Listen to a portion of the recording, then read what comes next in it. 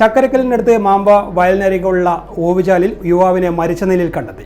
ചെട്ടിയാർത്ത് ഹൗസിൽ സാബിറാണ് മരിച്ചത്. ഇയാൾ അപസ്മാര രോഗിയാണെന്നാണ് സഹോദരി ഭർത്താവ് പറഞ്ഞത്. രാവിലെ വീട്ടിൽ നിന്നും കടയിലേക്ക് പോയതാണെന്നും അപസ്മാര രോഗിയാണ് സാബിർ എന്നും സഹോദരി ഭർത്താവ് അഷ്റഫ് പറഞ്ഞു. ഗുളിക കഴിക്കാണ്ടെങ്കിൽ ചില സമയത്ത് സംഭവിച്ചിട്ടുണ്ടാവുക. എൻ്റെ ഭാര്യൻ്റെ ബ്രദറാണ്. ഷോപ്പിലെല്ലാം പോകുന്ന ചക്കരക്കല്ല് എന്തോ ആവശ്യത്തിന് പോയതാണ്. പിന്നെ ആരോ കണ്ടെന്നറിയില്ല. വയലിൽ മീൻ പിടിക്കാൻ പോയ കുട്ടികളാണ് ഉച്ചയ്ക്ക് 12 മണിയോടെ മൃതദേഹം കണ്ടത്. ചെട്ടിയാർത്ത് ഹൌസിൽ മുഹമ്മദ് അലിയുടെയും സൈനബിയുടെയും മകനാണ്. ചക്കരക്കൽ പോലീസ് സ്ഥലത്തെത്തി ഇൻക്വസ്റ്റ് നടപടികൾ നടത്തി.